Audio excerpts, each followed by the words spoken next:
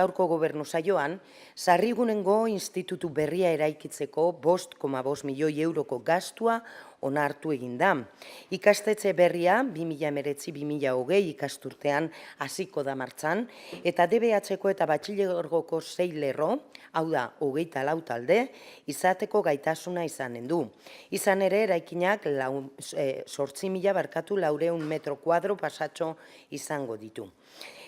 Eizmendikalean eraikiko den ikastetxea zatika eginen da eta lehenengoan 3 lerro eginen dira, hain zuzen ere 2019-2020 ikasturtean ikasleak hartzen hasi ahal izateko.